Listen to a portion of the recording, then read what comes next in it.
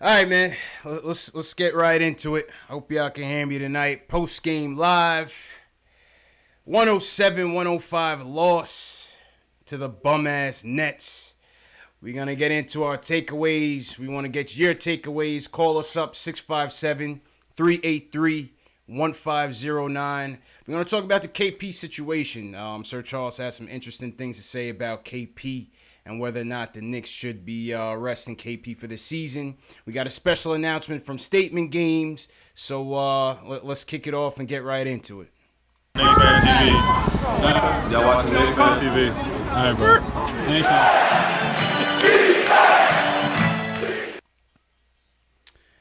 All right, man. It's Friday night, Knicks. We play hard out there, Jay Ellis, man, but can't win them all, man. Can't win them all, Jay Ellis. I wanted this one. I wanted this one, man. I wanted this one, especially against bum ass Dinwiddie, bum ass Jared Dudley, man. I really wanted this for us, man. Jared Dudley, yeah. Elmer Fudd, Jared Dudley, man. All right, let's break it down real quick. Tale of two halves. It came out. The energy was a bit lackluster from us in the first half. Shot only about 35%. Four assists in all of the first half. No ball moving. Offense was stagnant. Yeah. Still kept the turnovers low. Only 2 turnovers going well into the game, well into the fourth quarter. And that was basically the tale of the first. Ennis was eating. Timmy was eating. Typical Ennis Canner game. Him and Jared Allen was going at it. I thought LeVert, we couldn't stop LeVert all game. LeVert definitely popped off LeVert killed us in the first and obviously in the close. But then the second half we turned up, man. Frank powered us in the third quarter. 7 straight points. Facilitated well, played defense fairly well. Brought us back into the game. Knicks take a 6-point lead. We're winning by as much as 6. Basically, Nets bring it back. Close game, tie the game up. Couple controversial calls down the stretch, and LeVert buries us, man. What was your overall takeaways from this game, man? Oh man, there was a lot, but first it was encouraging to see Knox finally kind of a coming out party. Kevin Knox coming out party, man. Absolutely. He looked really comfortable tonight on the offensive end for the first time in a long time. Finished with 17 and 6 rebounds, shooting 50%, pretty efficient. I love the way he rebounds on the off. I love the way he rebounds. Like when he fills out a little bit, he's gonna get a little more points. I felt like he missed a lot of buckets right at the rim. Yeah. Right after he got the rebound. And I felt like those will kind of shore up as he gets older and calms down a little bit. But he had a nice game. I like what I saw from Kevin Knox. Yeah, 17 points, 6 rebounds, 50% from the field, 3 for 4 from 3-point land. Knox definitely looked much more comfortable out there. And he played well. He played well, man. Yo, the calls at the end, man. I'm sorry, man. The number one, the flagrant foul on Cannon was absolutely ridiculous. Like, can anybody give a hard foul anymore in the NBA without it being called for a flagrant? Yeah, I mean that's come on, man. By the new rules, that's a flagrant foul because he hit him in the shoulder, but he was going for the ball. I don't know. I saw it coming. I was like, damn, son. That was definitely a little momentum. Yeah, that killed us. They scored right after that. They scored right after that. They scored right after that on the inbound and the 2 shots in the ball. Yeah, it was crazy, man. And then the out of bounds call with D'Angelo Russell. Clearly. Yeah. And this is the thing that kills me, Jay Ellis. They go to this state-of-the-art studio with 1,000 TVs in Secaucus, right? You sitting at home, in 2 seconds, you can see that the ball clearly went off of D'Angelo Russell and Trey Burke's hand is under his. And they come back. It's like if there's a slight ounce of doubt, they're gonna keep the call the same.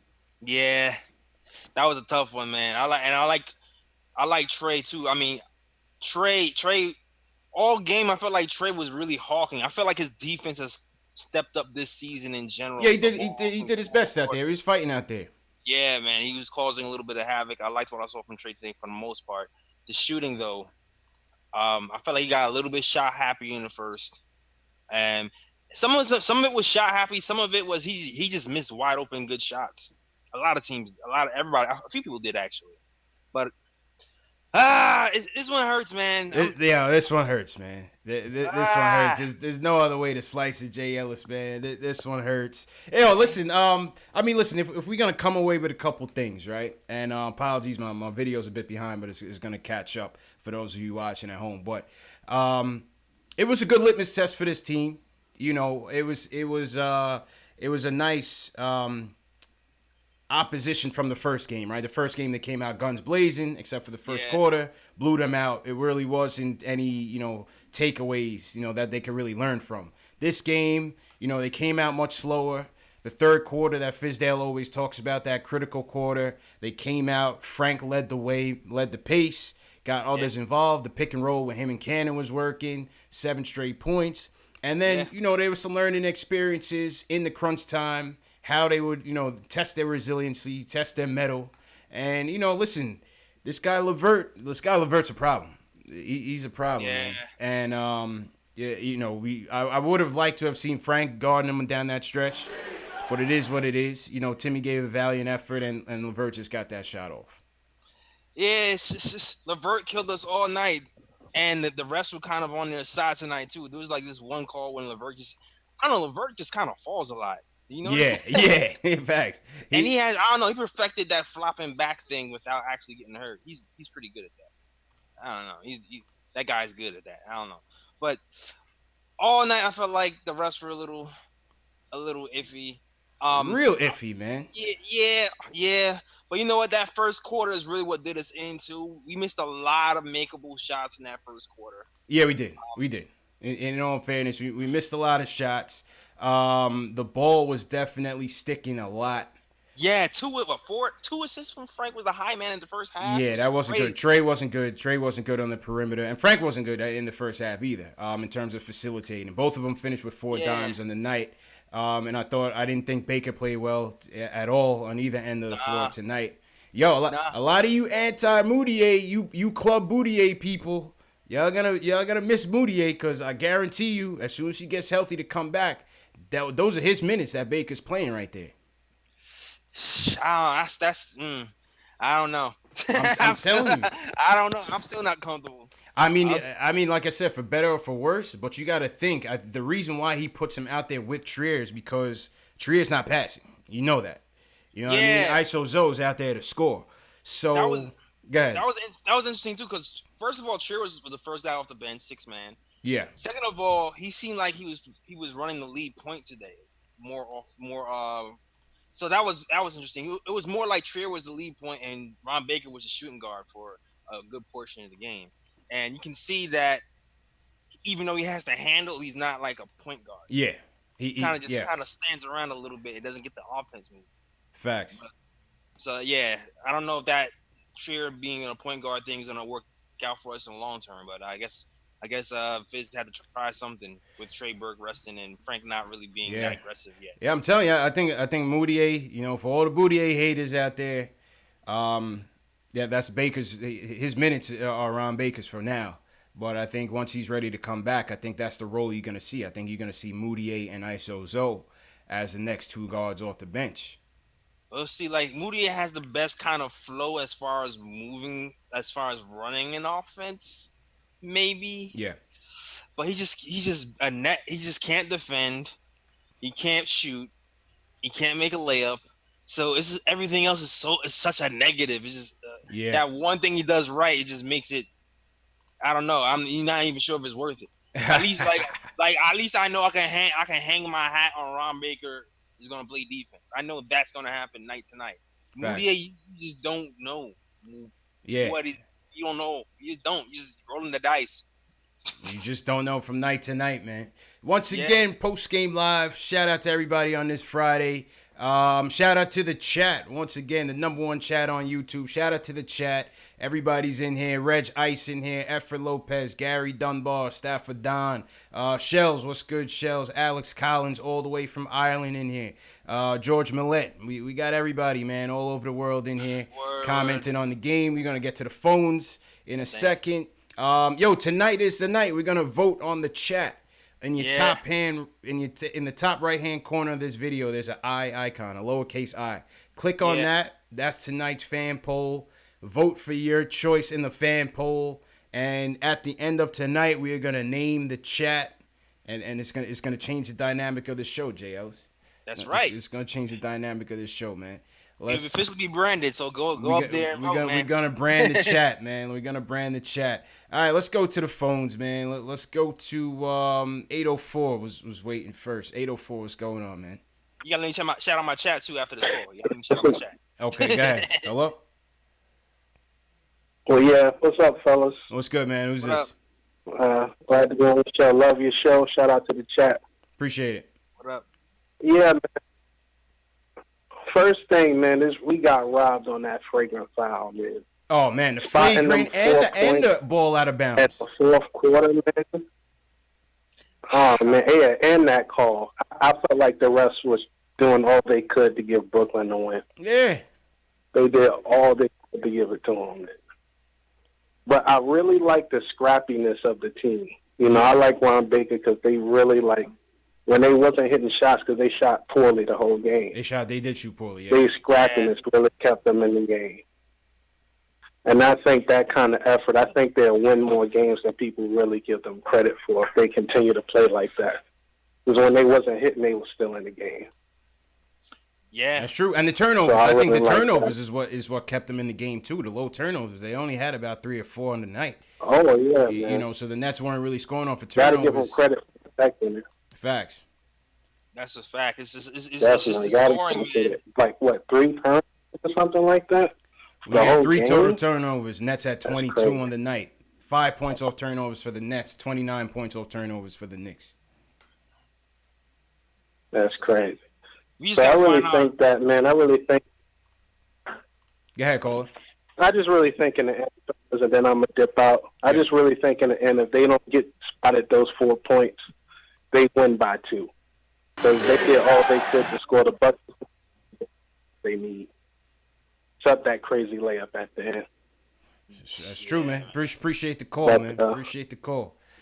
Yeah, I hate losing to the Nets, J.O. I hate losing to the bum-ass Nets, man.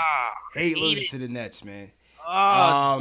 Another thing, though, we did get crushed on the boards, man. We got crushed on the boards tonight, 55-36. We missed mad shots. We was bricking. That's what it really was. We was bricking so much, and the Nets, they did a good job of keeping Cantor off the boards because usually Cantor and Vonleh eat people up. Yeah, and I thought Vonleh played good defense out there tonight, though. Yo, Vonleh I love the addition of Vonleh, man. I love how big he is, and I love his foot speed. Right. He has the foot speed to keep Pause. with quicker players. There was a sequence where he was actually matched up against Dinwiddie, and Dinwiddie thought he had barbecue chicken, and Vonleh challenged him pretty well, and he missed the shot. He can guard you out there no problem. He can keep up the speed. I love Vonleh's addition, man. I like that guy.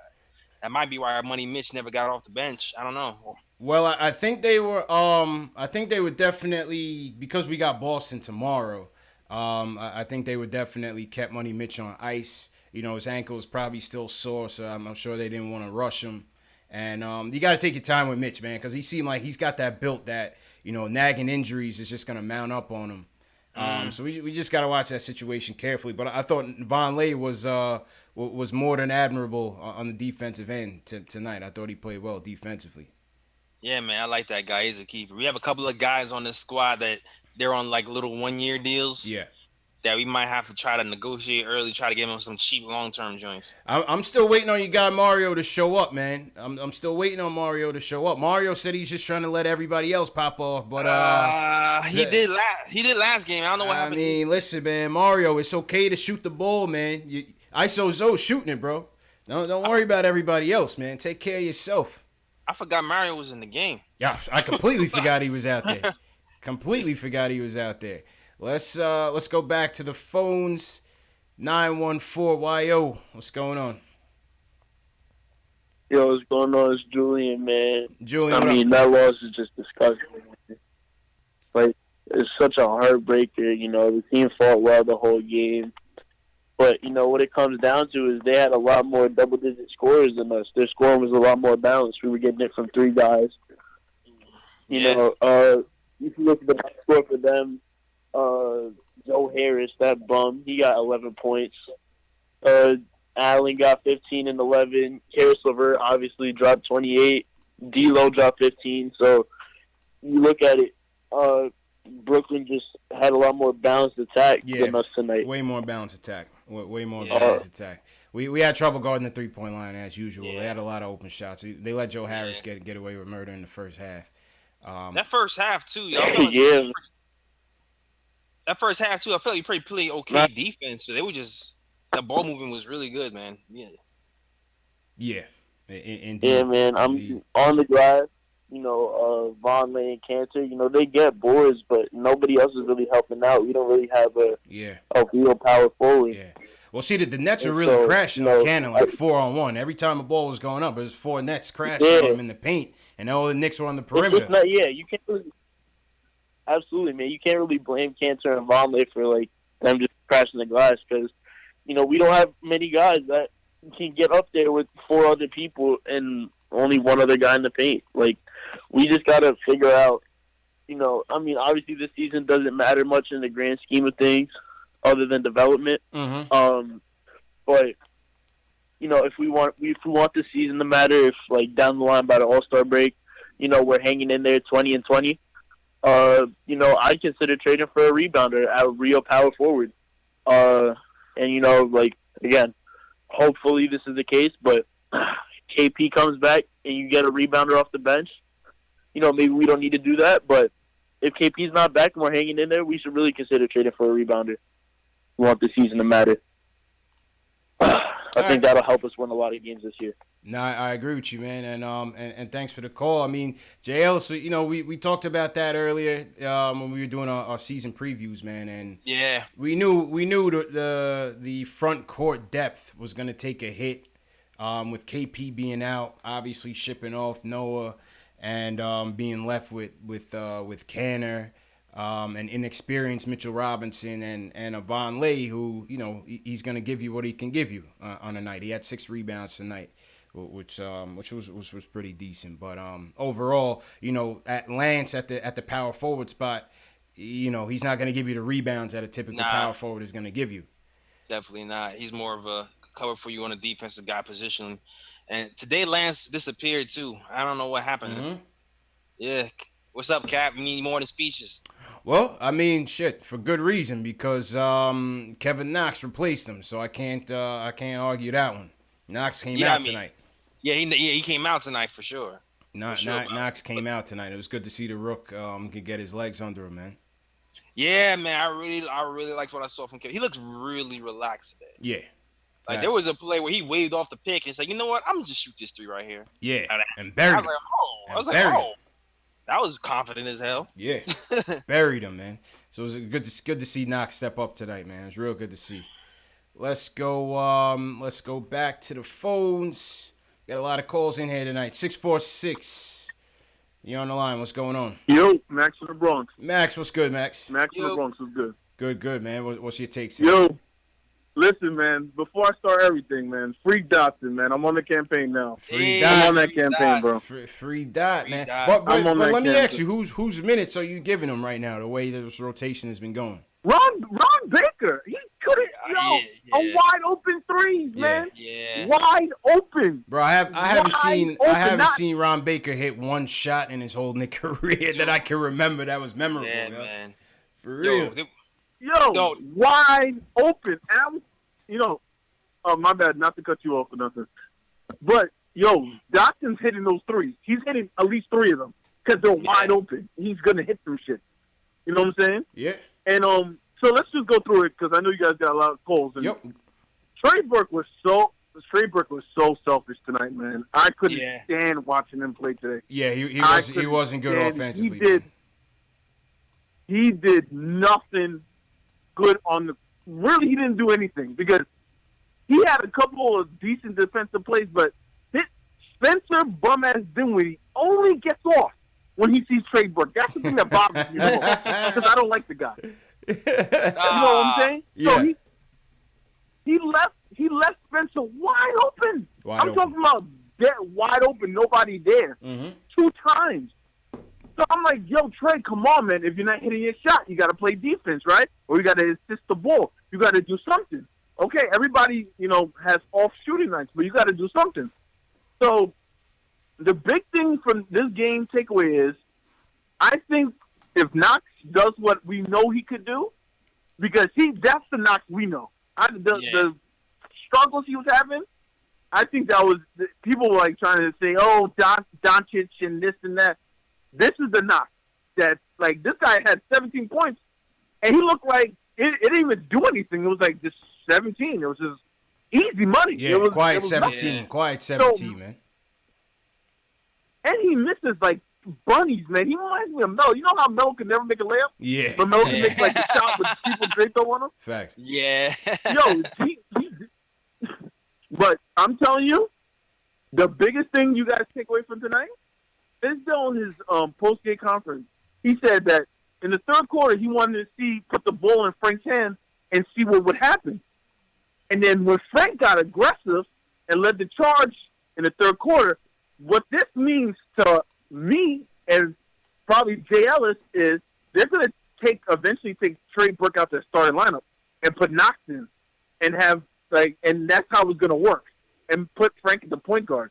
Because if Trey is not hitting his mid-range like a god, he is useless, bro. He's very annoying to watch. You know what I'm saying? But, it was a good game. People lose. Yeah. What are you going to do? Yeah, what are you going to do, man? But those refs were terrible. Oh, my God. They were trash. I got to learn their names. Bro. Because that one specific ref, that ref, because, when you watch basketball a lot, you kind of know them. That ref, the older black one, black one, I know this guy. That guy always makes bad calls. Trash. Him, Zach Zarber. Oh, I know these refs, bro. He makes bad calls, bro. He does. They're sitting there. Let's go to Secaucus on the replay. They're sitting there, 50 dudes in a room with 100 flat screen TVs, and not one of them could see that Trey Burke's hand was not on the ball last. It's the stupidest thing. Look, where did the ball bounce off of? It bounced off the black shorts, right? The black shorts, right? Yeah, come on, it wasn't that hard. That wasn't that hard. It wasn't that hard to tell. And that flagrant. I wrote on Twitter. I said, NBA should just cancel the season if that's a flagrant. Because if that's a flagrant, you can't play defense. Charles Oakley was rolling over in his grave on that flagrant, man. Rest in peace, Mace, on that flagrant, man. That's what I thought about, man, because I can't watch this. I can't watch. We still fought through that almost one. Yeah. I can't. All right, Max, man. Have a good weekend, man. Hit us up tomorrow, bro. You too. All right, man. All right. First off, let me shout out my chat. Yeah, go ahead, man. Yo, S. Parker in here holding me down for a minute. It was good, S. Parker. It was good. Shout out S. Parker. Yo, 3-0, what's going on, man? Beans Douglas, I don't think I've seen you. Welcome to the chat, Beans. Welcome Douglas. to the chat. John Talento, welcome to the chat. Troy Flett, what's going on? Troy says that was a flagrant. I can't see that, man. How you supposed to stop somebody on a is there any such thing as a hard foul? What was that? If he didn't fall down, I guarantee you that wasn't a flagrant.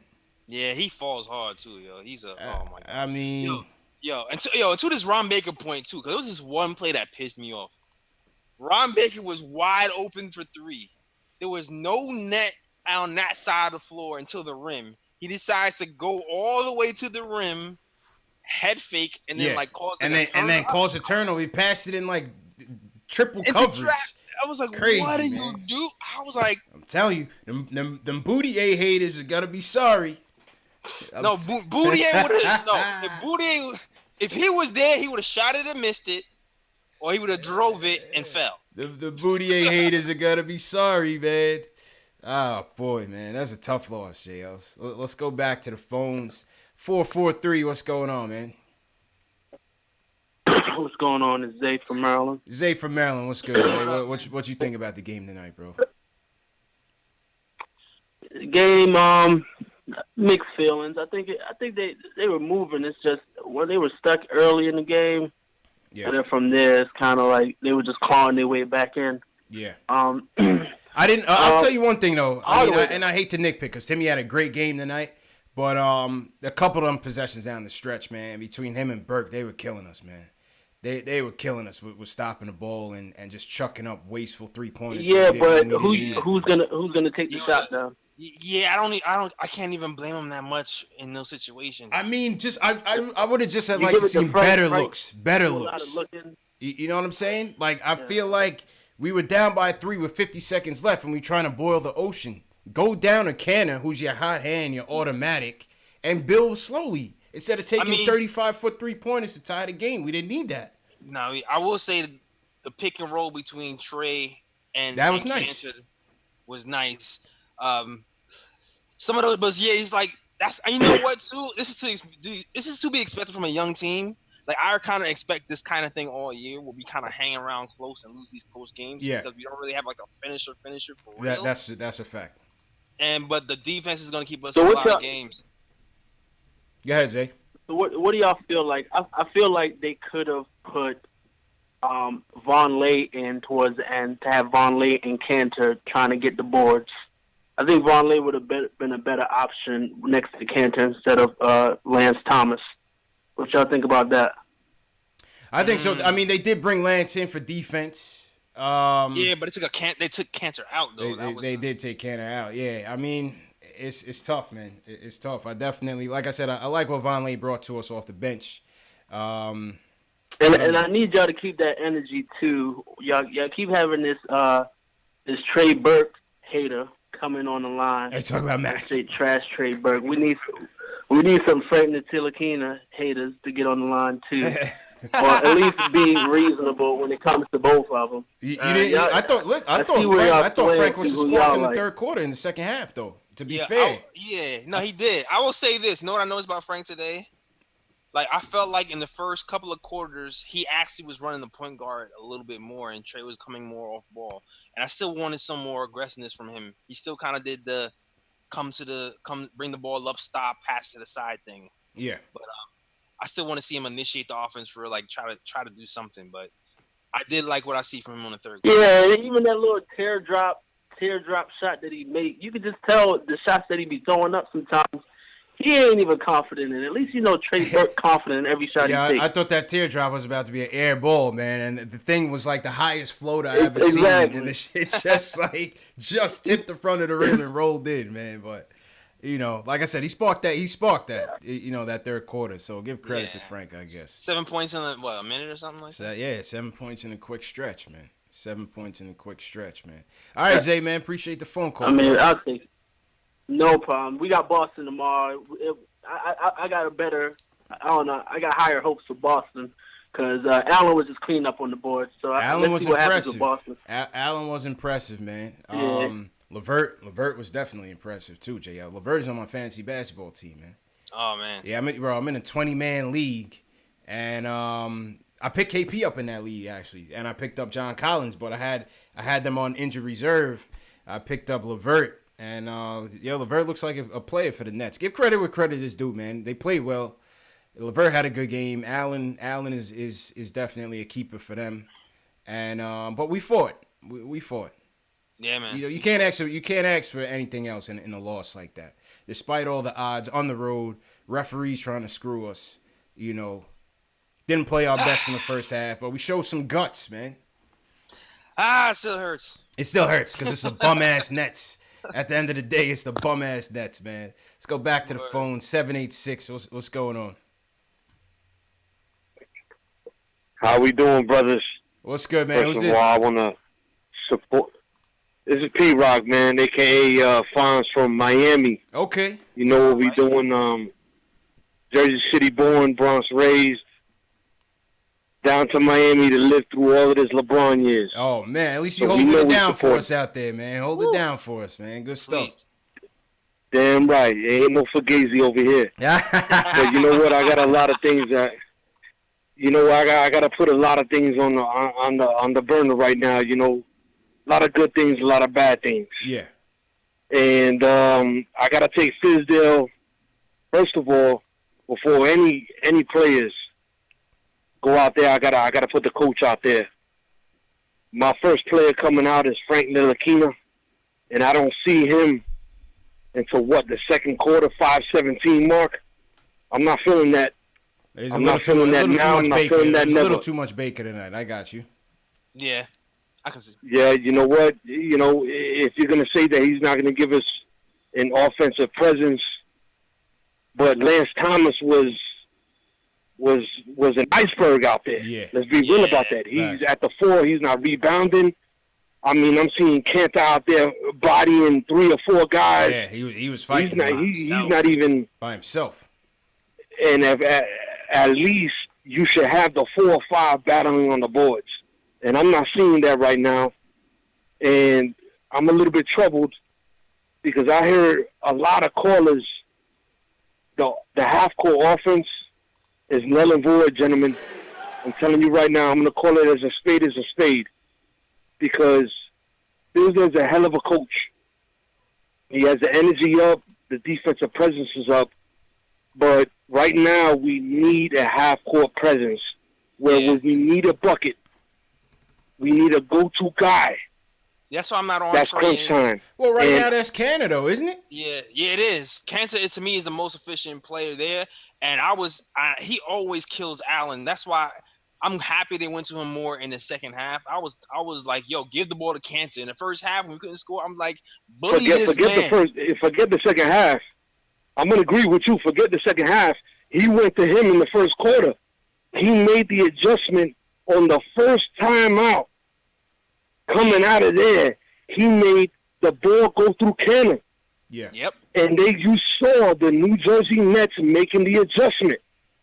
Now, when everything happened when Cannon was going through him and Ntilikina came out, I saw a lot of ruffles in the feathers.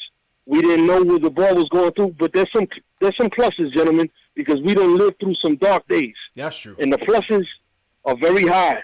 I saw Knox. Yeah. I'm very proud of Knox.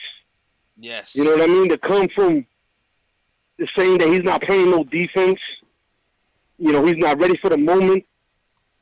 You know what? He showed up. And not only that, to go into crunch time in the garden to do what he was doing, I was proud of him. And this is going to be a slow process, but you know what? I got to call Fizdale out on this.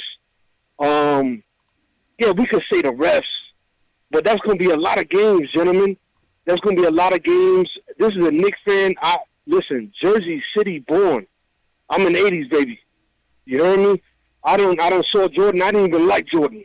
You heard me? I was Starks. I was Union. I hated Jordan. Me too. You heard me? When I went to the court, I didn't want to see no Jordan kicks out there. I was fouling people. You understand what I'm trying to say? I like you. But what I'm trying to say is this. We got a good coach. I want to see some development as far as half-court offense. I like ISO. I don't like him coming off 6-man and Ntilikina, our first-round draft pick, is being discarded like this. Ron Baker. Yeah. Are you serious? The second come off the bench? Listen, if anything, this was the opportunity for Frank Ntilikina to show he can run the point off the bench, not only run the team. And for him to be there for all that time, I'm not liking this. It's too much Baker, man. Too much Baker, man. And appreciate the call, man. Whether he's the calls. It's my fault, man. There's mad calls in the queue. I just got to run to the call, but appreciate the call, my guy from Miami, man. Yeah, Jay, it was too much Baker tonight, man. Too much Baker. That's the one thing I would say too. I agree with him wholeheartedly. I liked actually starting Ntilikina at the small forward, at least for right now, but I want him to get those backup minutes at the point guard. I really want him to get those. I don't want him to be off ball. I don't want him to be out the game. I want him to get those backup minutes at the point guard. Yeah. Yeah, he should have. They should have just staggered him and Trey. Yeah. Forget Baker. You bring in ISO Zoe, you keep him with Frank. When Frank come out, you bring Trey back in. Yeah. So at least if you're subbing out Frank first, you're subbing him out to bring him back in with the second unit. Facts.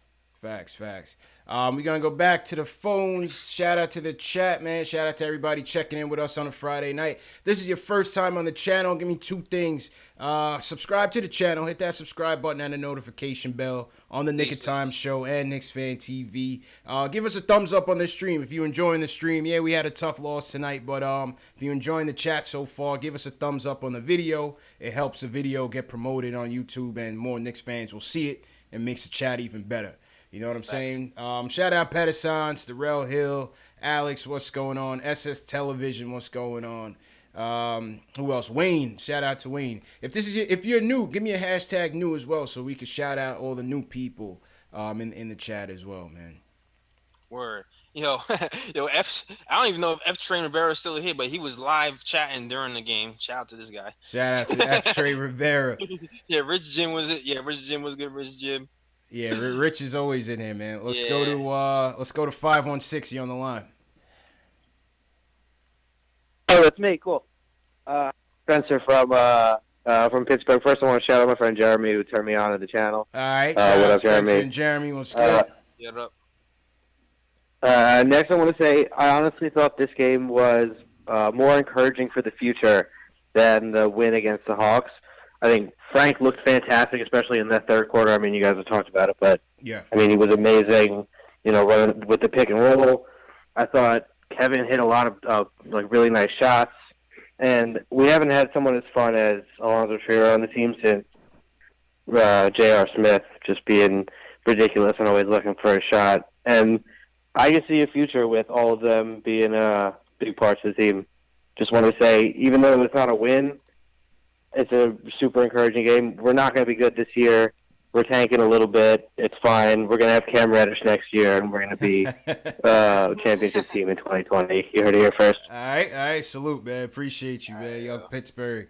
Listen, we definitely not under any illusions that this is going to be some type of winning season. But when the game is within reach, you still want to win. You still want to win every game, JL. You still want to go 82-0, man. It still hurts. You know what I mean? Especially to the Nets and Dinwiddie talking trash and Jared Dudley just trash. Gosh. Even back to when the damn Blueprint to Success banner that went up when he first came over here with freaking Darren Williams and yeah. From the jump, they was talking mad as shit. Trash, man. Trash. That bum ass super team they try to put out there. Shout out my guy V. Yeah.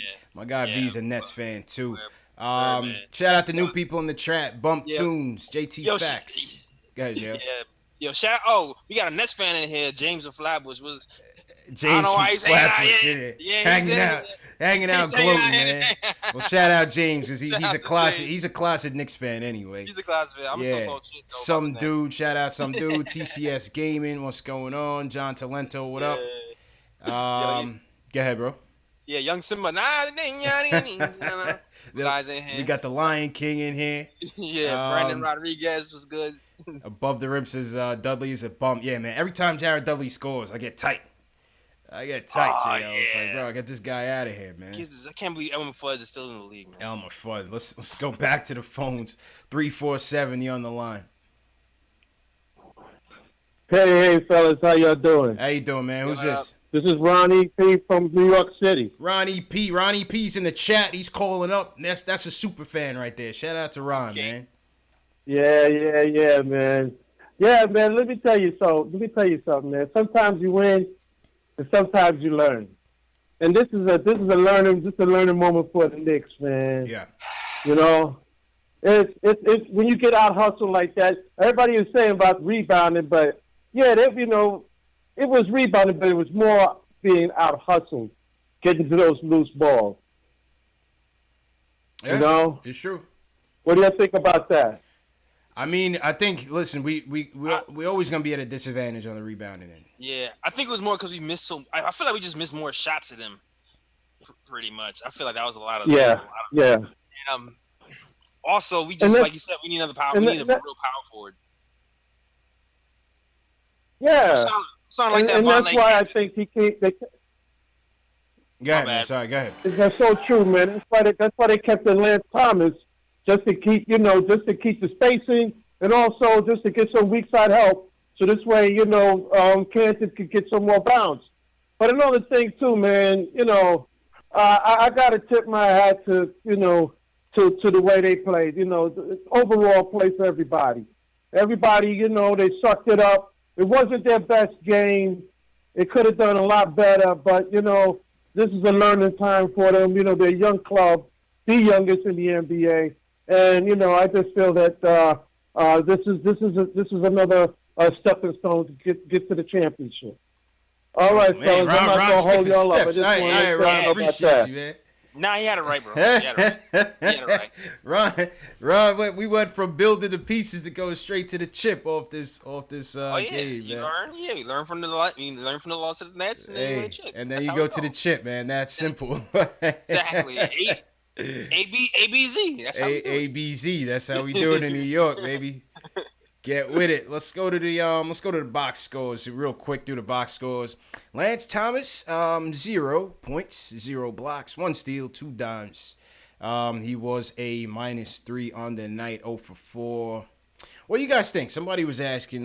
Somebody on Twitter was asking. At what point does Knox? Do you think eventually Knox replaces Lance, or because ultimately Knox is going to get into this lineup, J. Ellis? Yeah, he has to. So. Who's the odd man out? Is it going to be Lance? Is it going to be Trey Burke? Is it going to be Frank? I don't know. You're going to play it by ear, man. You're going to play it by ear. Lance is the captain for now. We're going to see how many duds he plays. Fizz kind of looks at things at a 5-game increment. So you figured if he's going to give you two more games of this, he might switch him out for Knox and see what happens. But Knox also has to show that he can play defense. He was okay. He didn't he scored well today. I felt like he's moving the feet well today. I didn't see anything egregious today. But then I know a lot of times I see him really die on these high pick and roll screens, and sometimes he loses his man when he's not paying attention off the ball. So he still has to pick up some things defensively, and if he's not going to be able to do that, then he won't be able to get into that starting lineup. And Fizz is going to work with him. We'll see what happens. Yeah, it's going to be interesting, man, because.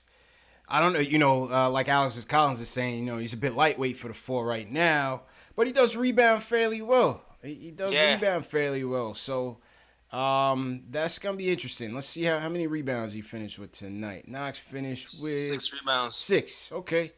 Knox finished with 6 rebounds, 17.6 rebounds. Good shooting night for Knox. And his Cantor, my MVP of this team, bro, 29 points. 10 rebounds. That's my guy. Keep Cantor, yo. What I like, we have something to go to night tonight if that's going to give us a positive on. So I like that we have something to go to night tonight for the most part. There's not a lot of centers that can deal with Cantor. Yo, he was busting Jared Allen ass. But Jared Allen is a player too, but Cannon was killing him. Yeah, Cannon outweighs like 90% of these centers out here. And we seen a little finesse with Cannon on that and one. He came with the up and under. I was like, okay. He's getting nimble too. He lost a little bit of weight. He can move around a little bit more. Yo, that must have been that Chris Brickley, man, that Black Ops, bro. Yeah, and he can quarterback a little bit too. He hit a couple of people for open 3 when you notice people kind of overloading and trying to help too much. Yeah, no, I like Cannon, man. Shout out to Cannon. Let's go back to the phones. 908 area code is waiting for a minute. What's going on? Hello? Hello? Oh, my man fell asleep, man. All right, let's go back to the phones. 954, you on the line.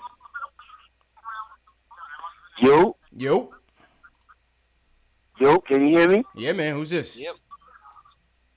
Yeah, this is Stoffer Don calling from Florida, man, Broward County, man. 954 representing in the building. Okay. Shout out Florida, man. Definitely. Yeah, man. I want to shout out Brooklyn, you know what I'm saying? Kings County born, you know what I'm saying? Okay. Definitely. Yeah, man. I want to 3 things, man. CP. Yo. Jay. Where the hell is Mario? Yeah, Mario said he's waiting for his team. He's waiting for his team to Where make moves, man. have anybody seen Mario? Mario Hazonia. There's an APB out on Mario Hazonia. We're looking for you, bro. APB looking out for bro because bro he didn't show up. Where is he? He was King Cooper, bro. Yo, I don't know what's up with Mario. Anyway, man. a next thing, I'm kind of mad with Fizdale, man, is the Baker effect, bro. It's just too much Baker. Too much. Did you see did Riddy, whatever his name is, blow past Baker all night? Mm-hmm. Did y'all see that? Mm-hmm. Yeah. All night, and Fitz kept them in the game. Now, I got to shout out Dotson, man. Free Dotson for real, bro. Because I think he would have did a better job than Baker tonight. You know what I'm saying? Yeah, put Dotson in the game. At least I know Frank is not gonna defer to Dotson. I know that. And he will make an open three, then driving it to the hole like Baker missed and turn over the ball. I don't know what's going on with dude. Yeah, man. I don't know. Shout out to Kevin Knox too, man. He had a good game tonight. Yeah. Solid, but sometimes I feel like homie be spaced out. Yes. He's not in the game. He's not focused. Yeah, he got to work on that. He's got to work on that. You know what I'm saying? People was killing me. Homie needs to stay focused and work. Yeah, What you said, Jay? Nah, I said people was killing me on the podcast and on the show because I was going in on Knox on why I wouldn't pick him because he spaces out so much when he's playing defense. He's just like, it's kind of scary sometimes. It's like, yo, where's your brain, dude? You chasing a ghost?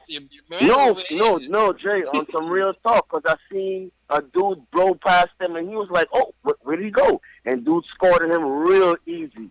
So he needs to stay focused, man. And shout out to y'all. Y'all been doing a good job. You know what I'm saying? Yo, bless Knicks up, man. Nation Appreciate forever. You feel me? You don't know. Representing. I'm in Florida. See Knicks all day. Okay. Peace out, guys. guys. All right. Yeah, bless up, man. Bless up. It's early, man. We're going to give Mario some more time to come out of hiding, come out the witness protection program. But I'm going to say it again. See, this is what Mario's going to learn. You got to watch what you say to these New York beat writers. All right? Because that quote where he was like, oh, I'm just waiting to get my teammates involved because I don't want to be an asshole. Yo, ISO Zoe says, shoot that ball, man. You know what I mean? And he's a rookie. So stop worrying about everybody else, man. Yo, he don't care. First shot, I mean, you know what I mean? He still got to care. That first half, he had 4 assists. But still. Facts. ISO came out here, like, first shot was an air ball. Like, man. He shot it again. He didn't care. Mario was quiet out there, man. Mario was quiet. Let's go back to the phone. 716. You on the line, man. Yo. What's up? Who's this? Yo, what's going on, fella? This is Reg Ice. Reg Ice, what's good, Reg? How you doing, man? Coming up, yes, sir. Coming out the BX. Listen, man. Okay. It's a bunch. To be clear. First off, the Baker kid. Yeah, we know he hustled hard, but the dude is just—he don't even need to be on the court. There's no way Trier, Mario, Dotson should be letting this dude get any playing time. They're gonna let him play as long as them dudes ain't stepping their game up. Yo, I'm tired. The Baker experiment is over for me, JLs. I'm off the Baker train, bro. I gave him way too much time, man. It's not happening for him, man. He's supposed to come in and be that knockdown shooter that he was at Wichita, man. He was nice at Wichita, man. Yeah, I feel like the coach is gonna give him a few more games to see what he can do. Bro, I do not recall in his whole 3-4 years here, I do not recall Ron Baker making one good memorable shot. So his first year he did. That's the funny part. There was like a little stretch. Yo, remember the stretch when it was him, Brandon Jennings, and he like led the charge for a comeback or something. Yeah. And then everybody was like, oh, and Baker was on a high, and then we never saw that Baker again. I'm done, man. I'm done with Baker, man. Free that. Yo, can you hear me? Yeah, you good. You good. Yeah. Everybody keeps saying that Trey, they don't like Trey. They need to put Ntilikina at the point. I think Ntilikina may be the best all-around player on the team. But I don't think Frank is nowhere near a point guard, an NBA point guard. if you look at what the coach did last year, what the coach is doing this year, it's no reason why they seem to be to the man. I think he's a great all-around player, but he may not just be a point.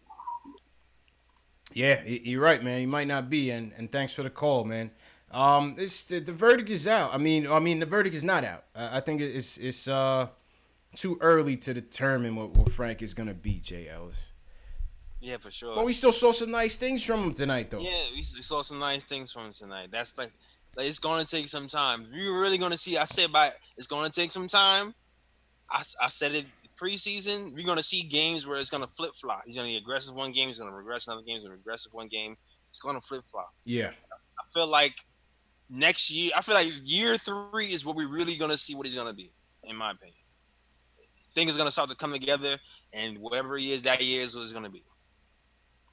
It's true indeed, man. I can't argue that, man. I still, like I said, he sparked us in the third, and Fizdale said that third quarter was going to be critical to how we play and how we win these games, and Frank was that spark. When Trey wasn't giving us much on the offensive end, that was Frank. That was definitely Frank. But yeah, it was actually working to deny Frank the ball in the third quarter, which was interesting. I never seen that before. Yeah, I'm telling you. I'm telling you, man, it was interesting, man.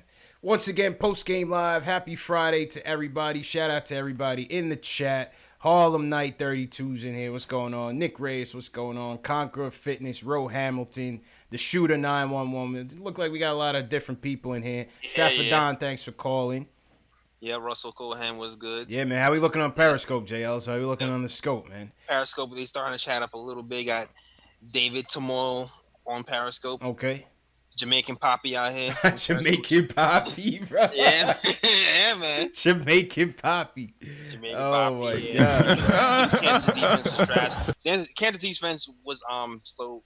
In spots, he was very slow rotating. Yeah, it was all right. Listen, man, I'll let him slide with that defense because he carries us on offense. If we don't have him, we're nothing. You know what I'm saying? Yeah, pretty much. We're nothing. So I'm gonna learn to live with it. Because for what he brings to us offensively and on the offensive glass, you can't lose that. You can't afford to lose it. Let's go back to the phones. 336. What's going on? What's up, man? It's Kevin from North Carolina. Yo. Kev, what's good, Kev? Yo, man. First off, I got a couple takes. I don't want to keep talking about it. Everyone keeps talking about it, but Baker got to get out of there, man. Fizdale was talking before all this. You got to eat with. I don't know what the hell Baker's eating out there. You know what I'm saying? Baker's not killing. Baker's not even microwaving right now. Talk about killing. He's not even microwaving. He's not even cooking right now. Right. But everybody keeps talking about that. But I think we're missing Mitchell out there, yo. I think Vonleh is cool, but I think Mitchell, that's just that athletic shot blocker and rebounder. Cause we got killed on the board tonight, man. We did, and Money Mitch could have helped us a little bit, but I think they're gonna go slow with him. It looked like the ankle injuries bothering him. You gotta remember, man. Number one, he hasn't played this style of basketball, this physicality, the physical nature of this game. He hasn't played in over a year either. So they still, even though he's up with the main squad, they still gotta carry him with kid gloves because he's still a little frail out there. Yeah, man. Yeah, that's true. And also, I just want to say I like what I saw from Knox tonight, man. If I can get like 15, 4, and like 3 for the year for a stat line, I'll be happy with that. Yeah, I like how Knox came out. I like how Knox came out for sure, man. Definitely, man. And appreciate the call, man. Word, hit those bunnies, Knox. Hit those bunnies, man. All right, let's go back before we switch the topics. Let's go back to the phones. I like this. Yeah. Oh, I did 336 already. 347, you're on the line. Yo. It's Cash from Queens. Cash, what's good, Cash? Second time caller. Okay. Good. I just want to say, to answer your question, I know you asked earlier, when should Knox start? I was looking at the schedule, and I would say by the next time they play the Nets, which is like 2 Mondays from now, I think Knox is should be starting by then. Like you said, Fizdale is looking at things in the 5-game increments, and I think he should replace Trey Burke. I see Trey Burke and Tier as like Lou Williams kind of guys. They're like scorers. That's like right. Trey Burke is not a playmaking point guard. He's a scoring point guard. He's like Lou Williams. That's right. And so is Tia. I think Frank is like Coach Fizdale said after the post game, third quarter. He understands that these third quarters are precious to us, from last year, and he put the ball in Frank's hand. Frank, okay, I understand that he's not trying to put a label on him, which is smart, but we all can see that Frank is a playmaker. It's not hard to see that Frank, he makes plays on offense and he makes plays on defense. So I believe that by that Nets game, he should be starting, and also he's going to also make Knox better. Knox because when you start on it with Trey Burke, I know I'm wrong with it, with Trey Burke and Tim Hardaway, their drag screen, the drag picks where they give it to the big men and they drag screen and give it to either Tim Hardaway or Trey Burke, and the pick and roll. Like that one caller said, the offense, the half-court offense is not looking good because obviously your point guard is not a playmaker. That's it. And Frank is not going to be as effective if he's just standing on the wing. Like, you can't tell him to stand on the wing for 5 minutes and then 2 minutes you put the ball in his hand and then you expect him to be effective. If you give him the ball to be a playmaker, even if you don't want to call him the point guard, just let him bring up the ball, let him create plays like he did in the third quarter. I believe this team, we got a bright future. Okay. Thanks for the call, man. Listen, the point guard play is going to be something that is going to bedevil this team all year until we get some sort of stability there because none of them is really giving us what we need on a consistent basis. You know what I'm saying? Trey's more of a scorer. He compared him to Lou Williams. Lou Williams is a beast. You know what I'm saying? Even though Lou Williams is a primary scorer, he could still get the job done as a starter. You know what I'm saying? Lou Will is a beast, man. Lou Will is a beast. And then Frank is like, some days he's going to show you a little bit of spark, but by and large, he's not a naturally facilitator. You know what I'm saying? It's still forced. He doesn't forced. do it he doesn't initiate the offense naturally he's like, he has to get moving first, go left, right. Then, okay, now I see something to go to. He's not the guy who's going to, top of the key, let's go. Yeah. Now, you're not going to get it from him, but I still think he still gives us the best shot at that position right now. It's just tough. It's just tough, man. It's hard to really pinpoint what to expect from these guys on a nightly basis, man. Yeah, man. It's gonna be a season. It's gonna be point guard by committee, like we've been doing so far this year. Point guard by committee, man. Point guard by committee. But I mean, like Burke last year as a starter, he had 7.7 assists a game, 18 and 7. I don't know what's happening this year right now, and maybe he's still trying to find his path with this new team, trying to figure out when to pass and when to shoot. But I haven't seen the facilitating I've seen from him last season. Yeah, I mean, and a lot of people thought that was going to be an aberration, right? And a lot of people didn't think he could replicate that this year. So that could be what we're seeing right now, but it's still early. It's still early. I think Trey's still trying to find his way out there, and I think he will. Before we go back to the phones, shout out to the chat once again. I hope everybody voted in the fan poll, man. We need an answer.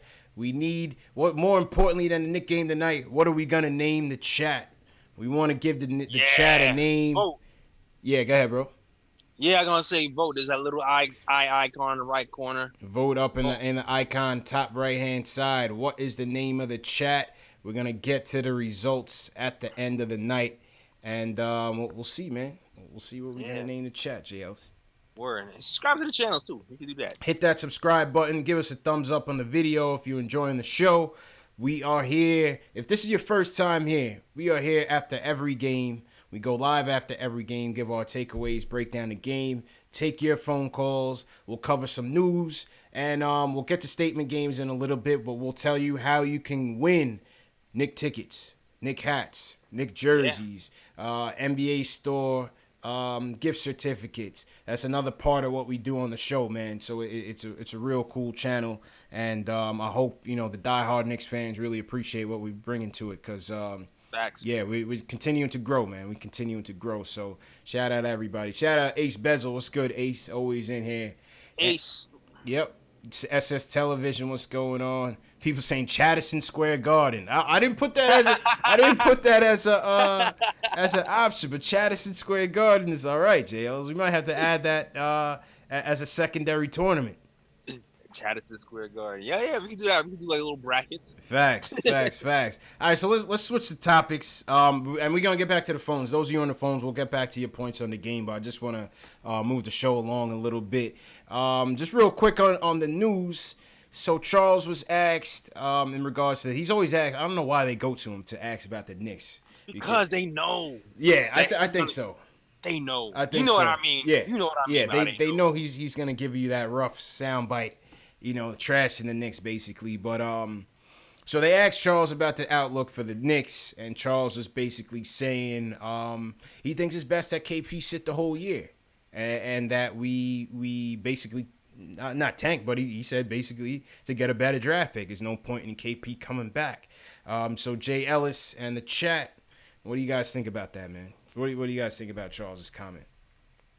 I mean, it depends on the goal. Like, you trying to attract free agents, then you want KP to kind of play to show them that, you know what, he's still healthy, and he can still go a little bit. I'm not going to try to rush anything though. I want to make sure he's 100% healthy. Yeah, I mean, it's a lot of ways you could look at it, right? Because there's so much at stake here, right? Number one, is he ready to come back? Number two, do they feel it's important to audition, quote unquote, for the free agents to show them that this guy's healthy? You know what I mean? Come play with him as let him be the Robin to your Batman, Katie. You know what I'm saying? Or whoever that may be. Also, contractually, does KP want to come back to show that he's worth that max deal? Oh man, there's another wrinkle to this. Oh man, I wish we had Knicks Film School on here, because I think to get a certain amount of money has to play at least 30 something games this season. Okay, all right, yeah, we'll follow up with JB on that and get some answers to that. But it's a very interesting dynamic, because it's like, does it really make sense for him to come and play if we have nothing to play for? Like, if there's 15 games left, does it really even make sense to bring him back? I don't even think so. Not if it's 15, nah. That's what I'm saying. I think it all depends. It all depends on when he's gonna come back. Yeah. You know what I'm saying? But I would just say, until he's absolutely 100% ready, he looks good in practice, then come back. But other than that, I might still, because even then, right?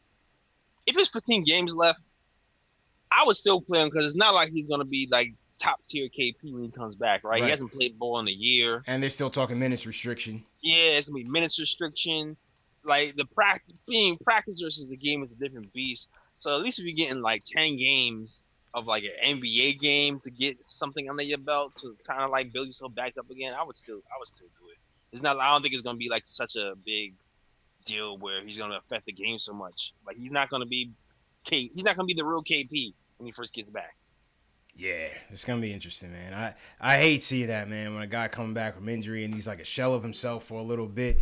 You know what I mean? The spotlight is gonna be on him. Yeah, he has to work his way back. Yeah, Chris Dada says Embiid sat out 2 years. Don't risk it. You know. Yeah, of course. The course don't risk anything. It's if he's healthy. Yeah. Facts. Conquer Fitness says, I think it makes sense to bring him back with just limited minutes.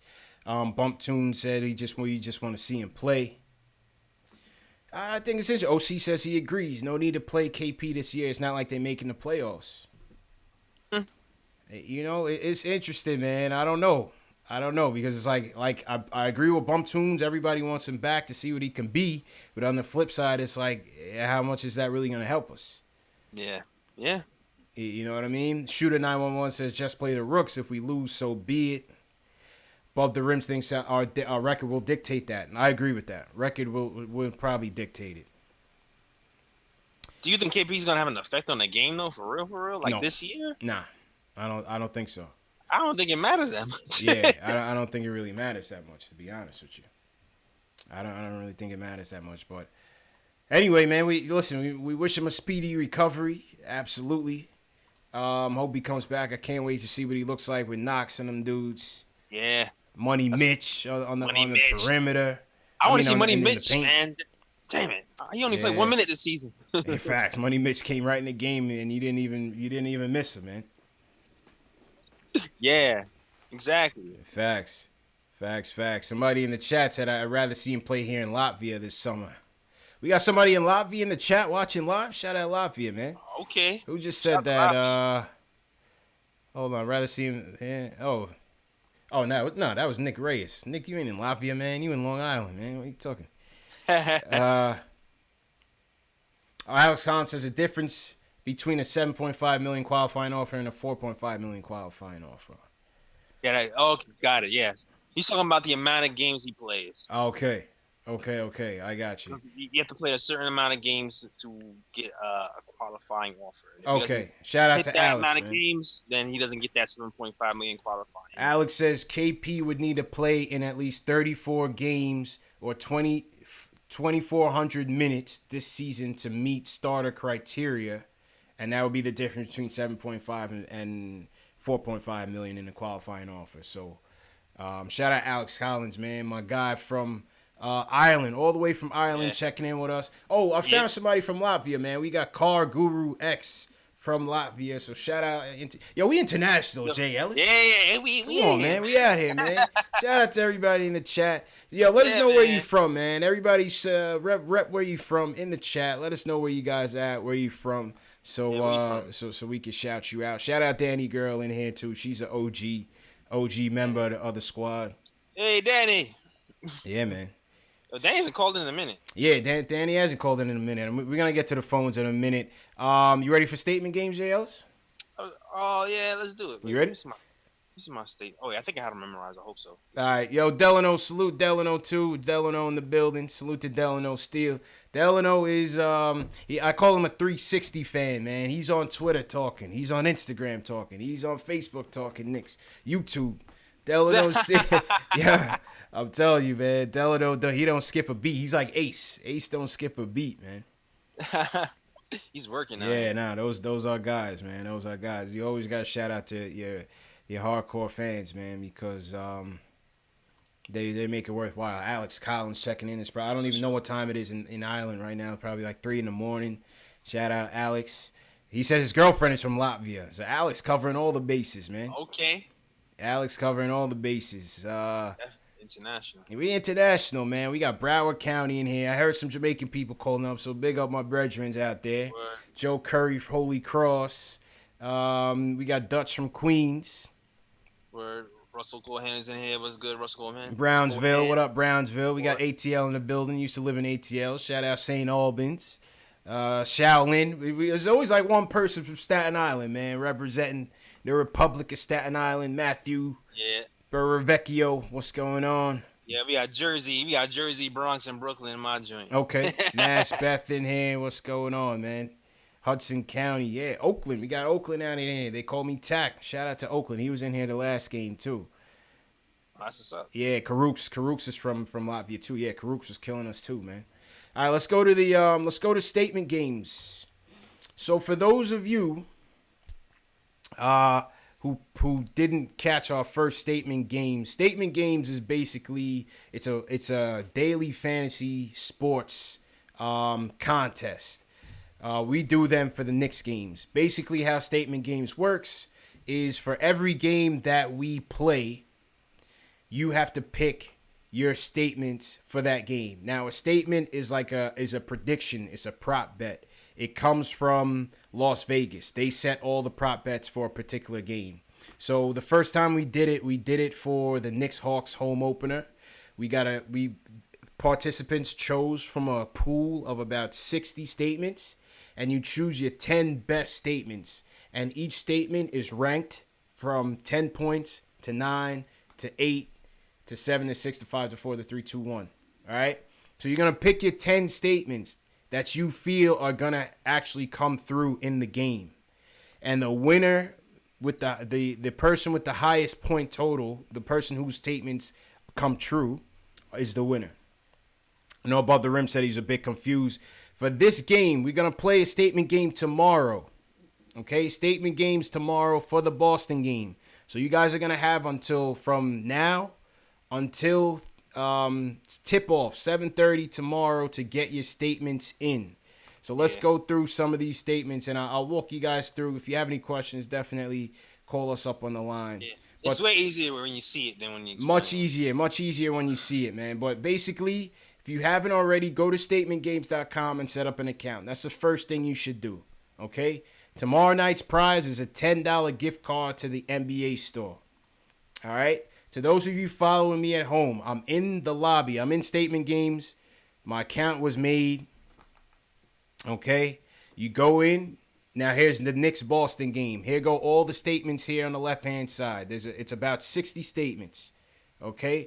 You're going to pick the 10 statements that you feel are going to actually come through. So, for example, if I think that the Celtics will be scoring under 110 points, which I don't, I'm going to put that on the other side as one of my statements. Now, if I feel like this has the best chance of happening, then I'm going to rank that as my 10-point statement.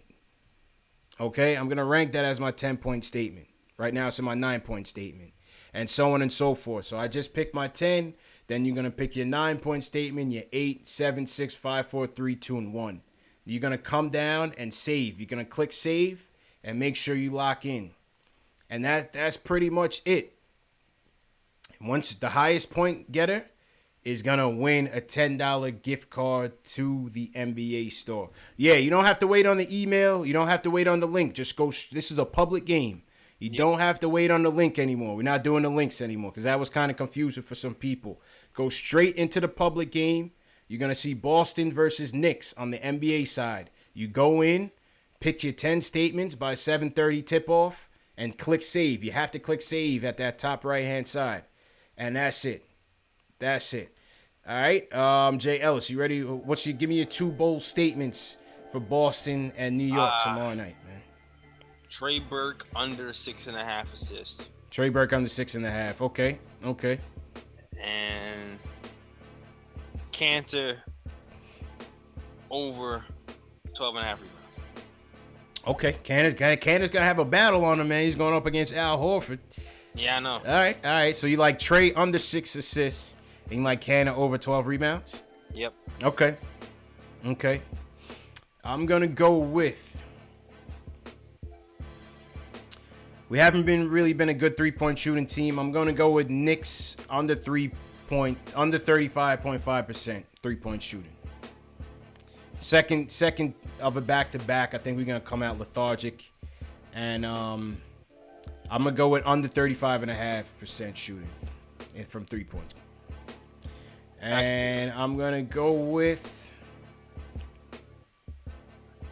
You know what? I thought Vonleh played well last night. Give me Noah Vonleh over 7.5 rebounds. Noah Vonleh over 7.5 rebounds. That's my bold statement. Okay. That's my bold statement. Under 35.5% from 3-point land for the Knicks. And I'm going Noah Vonleh over 7 rebounds. Over 7 rebounds, man. Over 7 rebounds.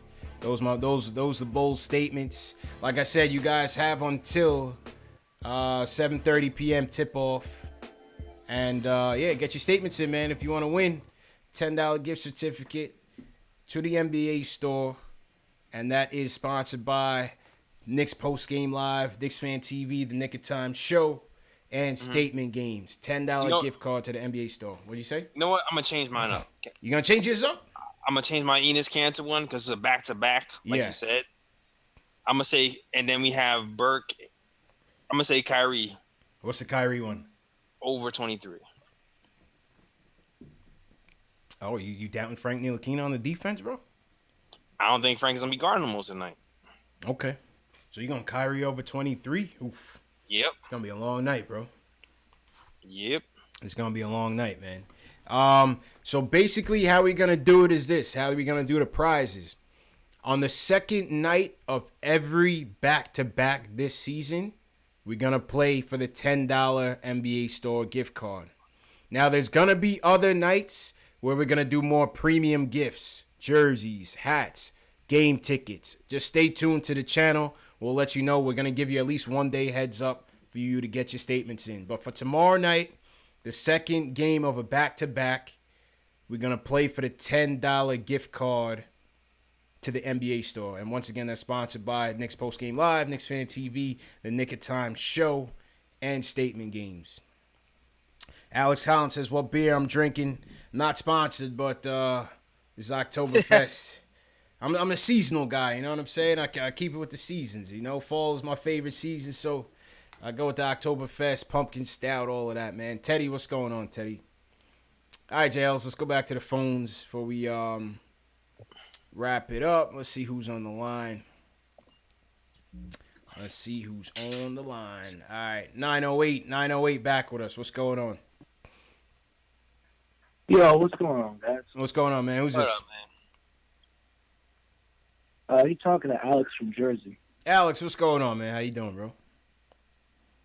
What's going on? I mean, I don't want to reiterate a bunch of things that other callers have said. Yeah. But Frank Ntilikina, he's got to be starting at point guard. I mean, you got D'Lo and you got Caris LeVert dropping 15 and almost 30 respectively. I mean, come on. We got Trey Burke and THJ guarding these guys. They're good, like, offensive players, and I love them. But I can't trust them to guard these, really good offensive guards.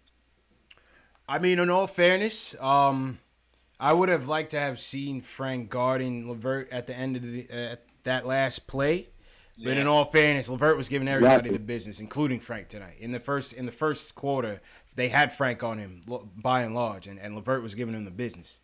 But I still would have rather close with Frank on him than Timmy. I want to go down with my best defender on their best offensive guy. Fizdale had to have known that LeVert was going to get the ball on that play.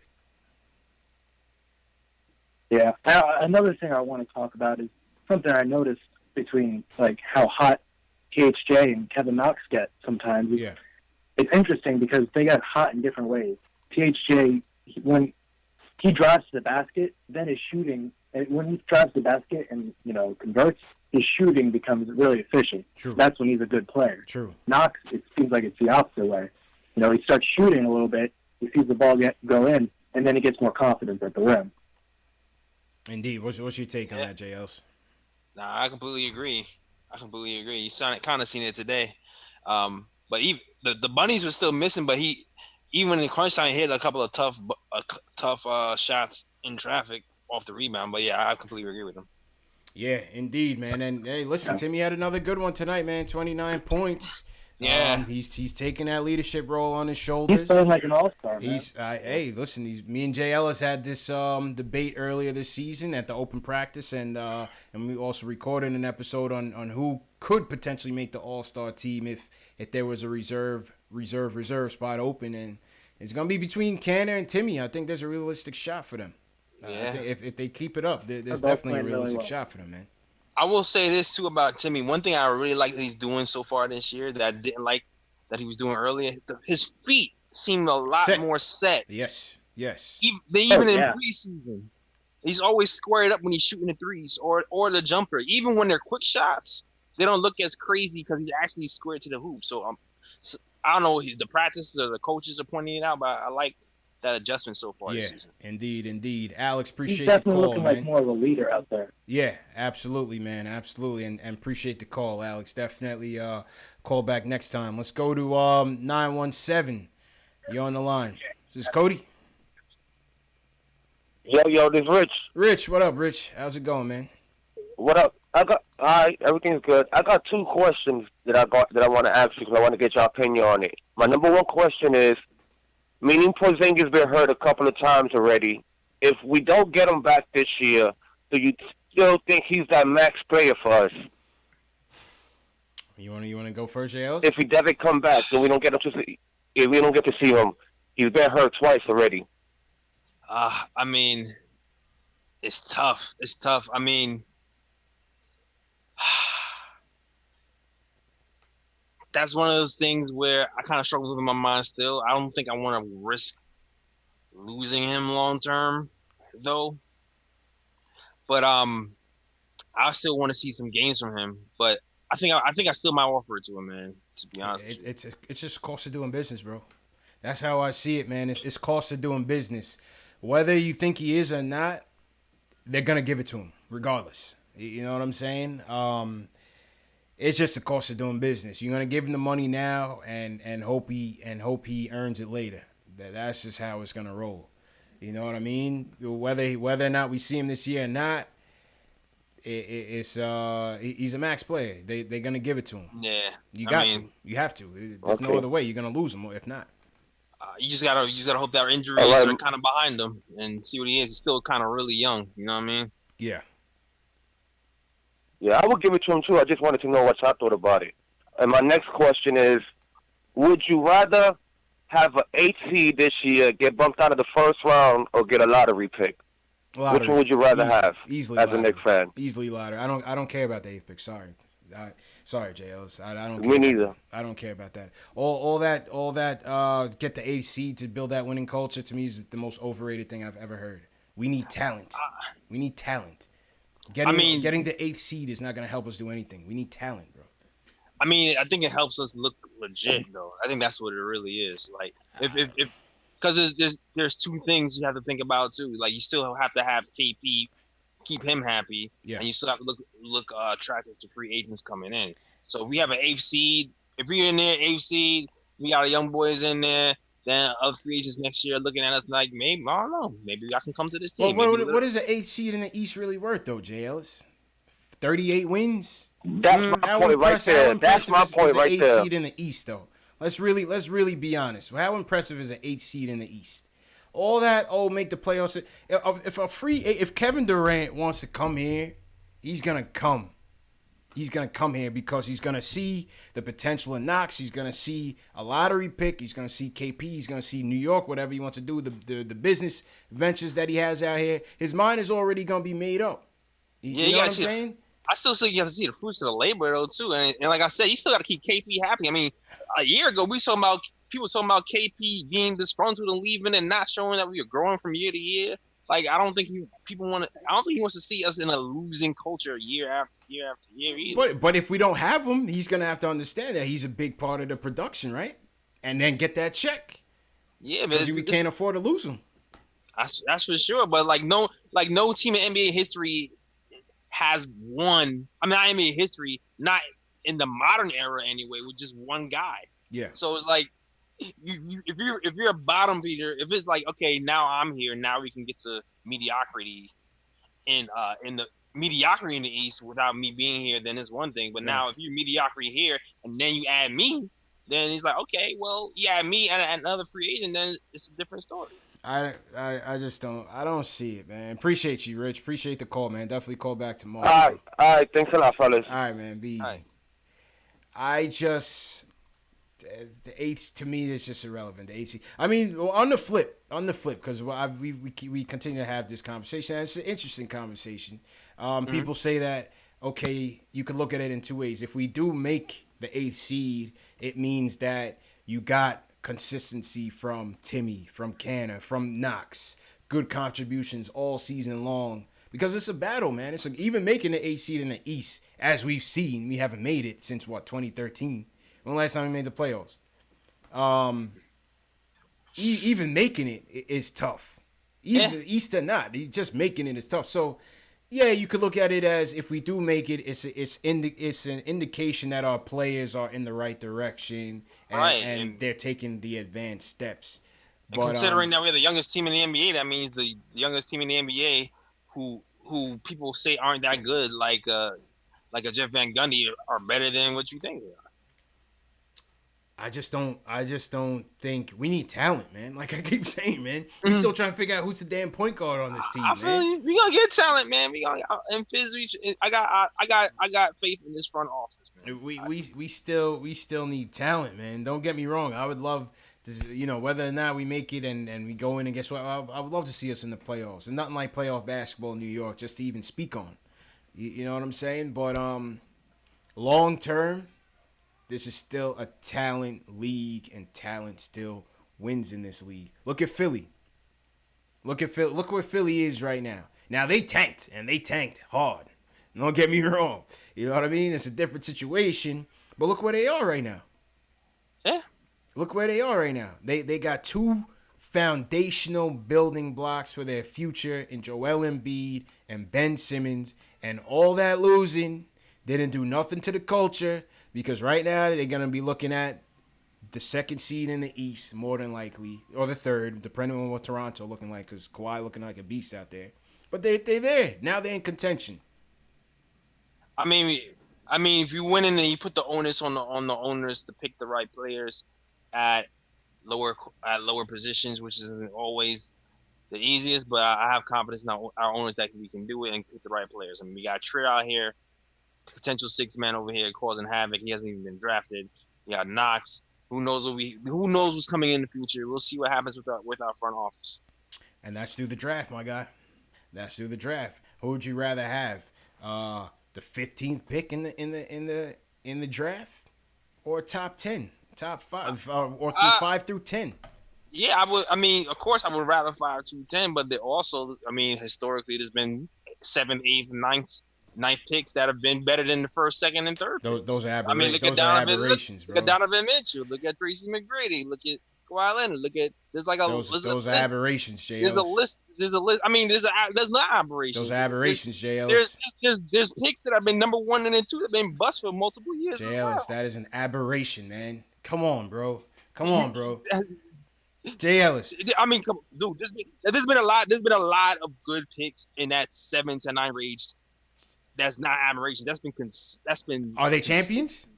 Huh? Are they champions? And it is mad. Number 1 picks being bust. Jay Ellis. 1 and 2. We've in the last 20 years of us watching basketball, there have been 5 people in the finals: LeBron, Kobe and Shaq, and Tim Duncan. Dominating. Tim Duncan was the number 1 pick. Shaquille O'Neal was the number 1 pick. LeBron James was the number 1 pick. I think Kobe might have been about 9. But, I mean, listen. LeBron James, this is a talent league. The cream is at the top, man. The cream is at the top. It does matter where you pick. Yes, it does matter who you pick. But it does matter where you pick. It does. Yeah, it does. You got to pick right, too. The number 1 pick is not always the best either. It's not always the best. I didn't say that. But I'm saying that this league has been dominated by those guys, though. And that you can't argue. Tim Duncan built the Spurs along with David Robinson. That was, along with David Robinson. But Tim Duncan built that Spurs team to be a dynasty. It was all built around Timmy, bro. I understand that, but I'm just saying there's been big names that's been picked after the 1. I'm just saying. I feel you. There's what's the name is fighting for his life. He's picked number 2. Who that? By the damn by Philly. Who are you talking about? Fultz. Not even Fultz. Not Fultz. Not Fultz. I can't remember his damn name. That the Nets picked him up last season. Big man. Oh, you're talking about Jahlil Okafor. Yeah, Jahlil Okafor. Yeah, but that's because the Nets front office is trash. I think James from Flatbush would agree. The Nets fan in here. That's one thing to say the Nets front office is trash, but he wasn't. It wasn't just the Nets though. He was. Yes. I agree. In all fairness, let's not act like the Nets were the only one thinking. In all fairness, he was highly touted. And in that draft, it looked like between Towns and Porzingis, who were the. Porzingis wasn't even on the radar. Porzingis wasn't even on the radar. So. And more than often, Porzingis probably been picked lower. If the Knicks didn't pick him. You never know. You never know, man. I mean, listen. I think there are valid points to be made for both sides of the argument. I just think when it comes to winning chips, and I read this somewhere too, man. The top 5 picks typically have higher win shares than the rest of the lottery. You be the judge, man. You be the judge. And like I say, if you look at Kevin Durant's last 2 finals performances, those were the equalizers in Golden State winning over LeBron. Because Golden I still State was think winning before, man. What happened when you think if they had KD and they was up 3-1 that they would have let the Cavs come back and beat them? And everybody making excuses because they didn't have Draymond Green for 1 game? Come on, bro. Come on, bro. Like Golden State won right before they got there. They won one. They won that one, but I'm not so sure they would have all three without him. I'm not so sure. I'm not so sure they wouldn't either. Yeah, I mean, listen, it's no way to tell, really, right? They still have J.R. Smith on the team, man. It's no way to tell, but Kevin Durant's Finals MVP performances were remarkable, JLs, and to me, he was the difference maker in them beating LeBron, because you know how LeBron can turn up and just kill a game by himself. In that first series, that first matchup, bro, he led both teams in all statistical categories. He could have did that on OKC with Russell Westbrook, but it doesn't make a difference to me. To me, Golden State was winning if he was there or not. To be honest with you, it just made it even easier for him to go support Golden State. It did just make it even easier. It's interesting, man. It's interesting. I just want us to draft. We need game changes, man. That's the word, bro. We need game changes, man. We need game changes. And Mike Hawk says, is Parker trash? No, Tony Parker wasn't trash. But I say that to say Tim Duncan was a generational talent. He was a beast. One of the best power forwards to ever play the game. Those are the type of guys that you need to get lucky in drafting. But most of the time, those guys are at the top. That's my point. Those guys at the top, those are legendary players, man.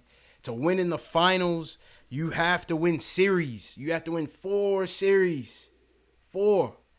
And to do that, you need killers, man. Yeah, every once in a while, you're going to get your aberrations. You're going to get that Detroit team, right? That Detroit basketball team that they went to back-to-back finals. They beat the Lakers. They were a well-oiled machine. Great defensive team, right? And they beat the Lakers that year, ended up losing to the Spurs. I like that team, but that team, they didn't have that longevity. You have the longevity when you have those impact players, those stars. That's my whole point. I still think you can do it the other way around. I'm not so sure. It's a balance, right? It's not just draft. You still need to.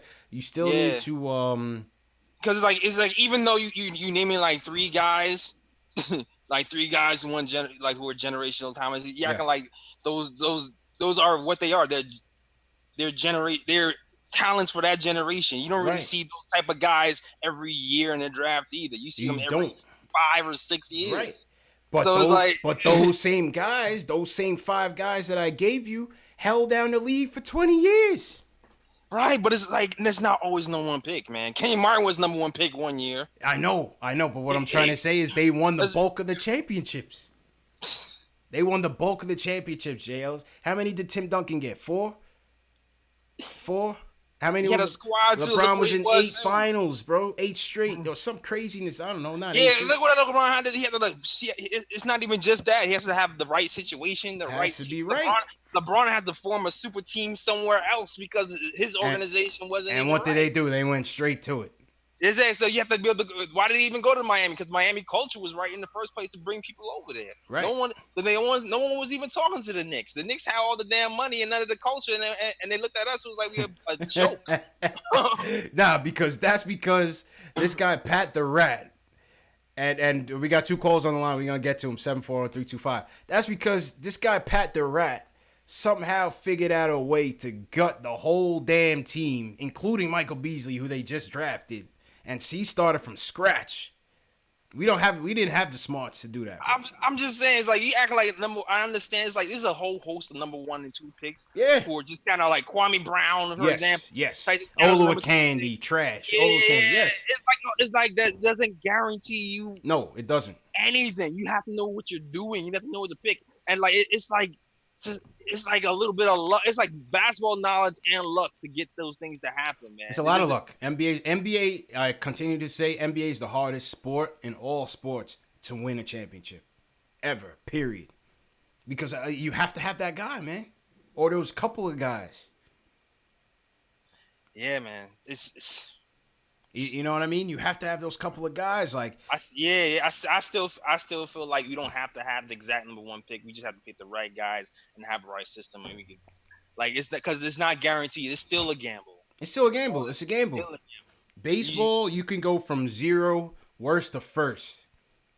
Football, you could go from worst to first quickly. Yeah, I feel like we are in New York. We have the draw of being in New York. If we're a halfway competent team with a halfway competent coach and a good GM, I feel like we can do some things. We can draft well, attract free agents here, and build a culture that way, and we'll be fine. Like I honestly feel that way. I gave you this example the other night. It's Wizards with John Wall, rumored to be on the trading block. Why? Because they're not going nowhere, Jay Ellis. The Mike Woodson Hawks, they were a perennial 4th, 5th seed in the East and could never move the needle even with a deep team because they didn't have that guy. Joe Johnson wasn't that guy. ISO Joe, that he wasn't that guy. They had Joe Johnson. They had Josh Smith. They had all these dudes. Jeff Teague, right? You got to bottom out. You got to bottom out, man. It's different, man. It's different in New York, man. It's different in New York. Every year we're going into this, and it's a one-team race. It's Golden different. State's to win. It's different in New York, yo. You have I feel like the draw of New York is like an extra player. Like if we get things to be at a competent level, then we can bring guys here with us. Like if you're looking at Portland, I feel like Damian Lillard is a talent. He's one of the top point guards in this NBA right now, right? Mm-hmm. Nobody wants to go to Portland. He's been there killing it year after year after year after year. Tell me if Damian Lillard comes to New York with KP and Fizz, people ain't going to come here. Of course. But is that going to be enough? We don't know. Of course. I'm dropping dimes all day. Bring him over here all day long. Forget the point guards we have right now. Damian Lillard is available. Bring him here. I'm signing him. I don't care what the cost is. Bring Damian Lillard here. That's what I'm saying. Like the top 5 picks is cool. I understand the lower top 5 pick is still a hit and a miss. It's better. It's just like if you have the personnel on your squad to plug in people and keep it moving, then you're good. Like Tim Hardaway, like you said, Timmy was good for the Spurs for a long time, but the Spurs also knew how to draft. They knew how to bring people up. They drafted and developed well, yes. Draft and develop, and they had a system in place for year after year after year. You put Tim Duncan on some trash-ass team, you put Tim Duncan in Toronto, that's not happening. I don't know. I'm not sure. We don't know. Maybe. I don't know. Mike Hawk says baseball is the hardest. Look at Boston Red Sox. They in the World Series right now. A couple years ago, they wasn't even in the playoffs. I'm telling you, man. I'm just looking at the top 5. I'm gonna go through these top 5 picks for all the drafts in the NBA. You can. Dwight Howard's the number 1 pick. I'm going. No, well, how's he doing? He went to a finals. He went to one in his prime. Did he win? No, he didn't. Because Kobe was a beast. Mecca Okafor is number 2. How's he doing? Ben Gordon, how's he doing? Washed. Sean Livingston's number 4. How's he doing? Who? Sean Livingston. Oh, nah. He's Devin Harris, no way. Josh Childress. Yeah, those are terrible drafts, though. Those are terrible drafts, man. I mean, you're going on the assumption that every draft has equal value and talent. Obviously, that's not the case, right? Some drafts are way better than others. The LeBron draft is one of the greatest ever. The 9-6 draft with Ray Allen, Steve Nash, Kobe, Marbury, like all that was crazy talent. You know what I'm saying? That was crazy talent. You got to pick right. You have to pick right. It's luck. It's a bunch of other things. Man. It's luck. Just say that the top pick is not a guarantee. The top 5 pick isn't guaranteed. There's plenty of people who've been top 5, top 6 picks hasn't worked out. Is not even in the league anymore. It's true. Yeah. Ace saying Tim Duncan would have never won in Toronto. How we know? We don't know the people he would have put with him. Dude, the system. They're gonna have the Rosen like an all-star. Yo, 740. What's going on, man? Yo, what's up, CP? JO, this is what up, man? PC from Ohio. Okay, what's going on, man? No, I was just listening to your guys' little conversation. Mm-hmm. Yeah, I agree with you guys on a couple things, but from what I see in the NBA right now, I see that the large market teams are starting to come back into play.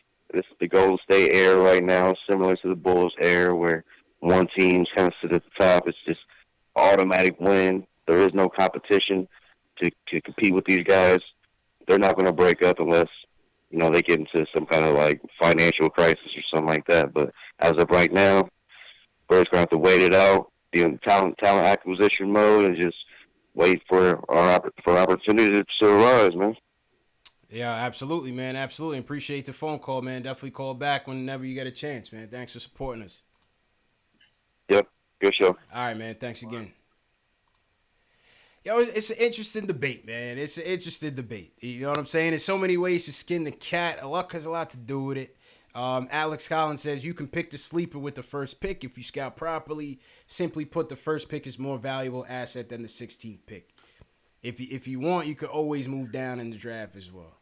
Basketball, you don't really see them doing that much. Danny Ainge sometimes does it, and it depends on the draft. But yeah, and no, we're not saying it's a guarantee. Just because you have a top 3 pick, you're gonna do much. Like I said, you still have to be the right pool of players, and from that right pool of players, you gotta pick the right guy. Yeah, that's a fact. Right pool of players, right guy. You know what I'm saying? It's interesting, man. It's definitely interesting. It is interesting. We'll see. We will see. Stephen Week says we need assets like Boston to have a chance to build a contender. Great picks, trades, free agents. Rather draft someone than pay 29-year-old Kemba. Yo, he has a good point there. And Danny Ainge should be the executive of the decade because he's still sitting on a bevy of assets that he can use at his disposal to continue to build. I think they're still in the lottery. They still got a lot. Brooklyn for that. Yeah, thank Brooklyn for that. James from Flatbush, man. Thank you, squad. Let's go to 325. Your last call of the night. What's going on, man? Yo, what's up? It's Luke again, and I was just thinking, I was like, this free agency period, I feel like we're about to land someone, and I think in the next 2 years, New York's going to be back on top for basketball. Just tell me what y'all think. I don't think we need to go through a whole draft rebuild and get a prospect soon. I think we got a pretty good draft from this year, and I feel like we just need to sign one of those big free agents and then see where we go from there. I think it all depends on how, like, Knox and KP and Frank and all. It depends on the core that we have now and how their development goes. We don't know. They have potential, but we don't know. Exactly. True. You know, look at the Milwaukee Bucks. Look at all the assets that they have right now with Giannis and them. Don't mean they're going anywhere. True. Yeah, man. All right, Luke, take it easy, man. Yeah, shout out to my chat for mentioning Curry, too. Yeah, Luke, make sure. Oh, Luke, drop. Wait, what'd you say, JLs? Shout out to my chat for mentioning Curry. Steph Curry? Yeah, we missed Curry by 1 pick. We did miss Curry by 1 pick. Championship. He wasn't top 4. I'm just saying. Yeah, Alex says Sixers or Celtics are getting Kings' first-round pick this year, and the Kings are trash. But do you think? But on the flip side, do you think that Steph Curry wasn't a top pick because of his size and because of his injury history, and maybe teams were doubting him of what he could really be? That's exactly what it was. Maybe teams were doubting that he could replicate the success that he had in Davidson when he was beasting and had that great Cinderella tournament run, in the NBA. Maybe they didn't see that longevity for him. No, that's exactly what it is. That's exactly what it was. That's why it's drafting well and recognizing talent and how it fits with your team and your squad, which your philosophies are. That's why it's exactly what it is. Facts. Yeah, it's tough, man. Bottom line, we need a championship. Bottom line, we need a damn championship, man. Oh, man. Exactly. Boy, oh, boy. Patrick Ewing. We ended up getting... John Starks in the background. That Starks dunk, man. I can't keep pointing to that as the crowning achievement of my lifetime for Knicks. I mean, we got the Traer dunk now. Yeah, I might have to replace that. Maybe that ISO Zo dunk. Exactly, the ISO Zo dunk. Maybe the ISO Zo dunk was it, man. Maybe that was the pick that was that we were waiting for all this time. Exactly. Safadon said they said Curry was too small. Yeah, it's just interesting, man. It's just a very interesting thing. At least we ended up with Jordan Hill that year. Yeah, at least we ended up with Jordan Hill. Golly, man. Jordan Hill, boy. Oh my God. Jordan Hill. Where Gallinari at? What's up with Danilo? Is Danilo still doing anything? Where's the Roost at these days? I don't know. He's injured every year. Yeah, Danilo was injured. Where we got Danilo? 6th? 8th? Yeah, I feel like Danilo could have been something. Well, not right now. I guess he's more of like a better Mario, right? Where's Shumpert? What's Shumpert doing? Shumpert about to be out the league in a little while. Shumpert don't have no longevity. I feel like a lot of these dudes had inconsistent careers have been like that because of injury. Our last good draft pick was probably David Lee. David Lee? What do you think? Before KP. What was our last good draft pick before KP? I think it was David Lee. Damn. Yeah, that whole era was like the Lee, Fry. Oh, Channing Frye sucked. He sucked, man. No, you know what? He had like a little resurgence with the Phoenix Suns for like a year. Yeah, for a little bit. Yeah. Yeah. Yeah. But I always think of Lee, Fry, and Nate together. You know. Yeah. That was our little young core, man. Yeah, that was our young core together. You might be right. But yeah, I think David Lee was probably our best. Because he was pick. he was like an all-star. He went to the Golden State afterwards. People saying Ariza, but Ariza wasn't here that long though. David Lee was a double machine. Yeah, he actually made the All-Stars. Yeah, he made the All-Stars and Nick. Wilson Chandler never panned out. He never got better. And he was like pretty injuries to him too. Every year injured. I think he might be injured now. People saying it was Trevor, yeah, but Trevor didn't realize his full potential as an NBA player until he left the Knicks. Surprise. Trevor's one of those guys, man. When you talk about waiting for it to develop, he didn't really pop till like year 6, 7, yo. Yeah, he took a minute. Definitely. He took a minute, and then he had that run with the Lakers, and everybody's like, "Oh wow, Trevor!" Like, yeah, he took a while to develop. Yeah, Reza. We didn't even know the name because we got rid of him. Thank you. Who was that? Scott Layden, who made that stupid move. Yeah, thanks, guy. Yeah. Dotson. Free Dot. Dotson can't even get playing time, man. Oh, man. Free Dot. Ariza was 2004. Hold on. Yeah, Ariza was 2004. David Lee 2005. Joe Curry said Andy Rout and Landry Fields. Remember when Landry Fields was like the hottest thing smoking in New York, bro? Yo, Landry Fields was that was kind of like our less athletic Dotson back in the day, son. Bro, Landry Fields, man. Because Landry Fields was like that guy who could get you those rebounds and shoot the three. Mm-hmm. That was like kind of like how, it's our left athletic Dotson. And Landry Fields, man. Him and Jeremy Lin had like a prayer circle going. Bro, this is how trash we've been, man. I remember, everybody in New York was a Landry. Landry Fields is the truth. Landry Fields. Yeah.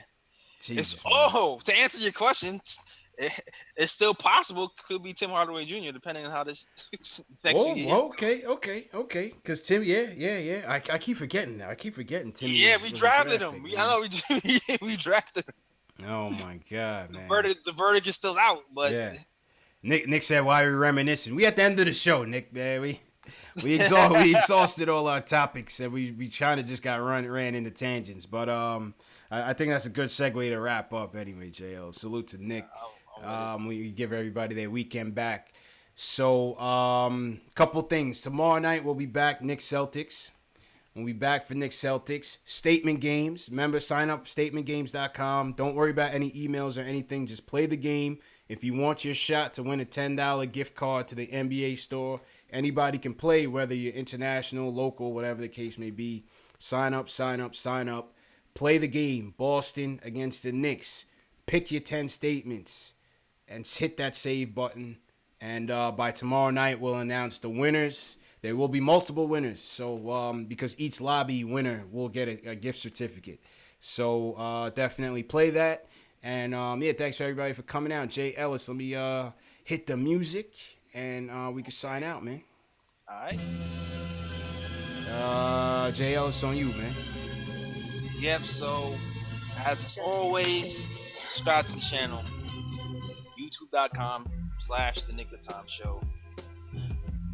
Podcast dropped a few days ago. You can listen to that.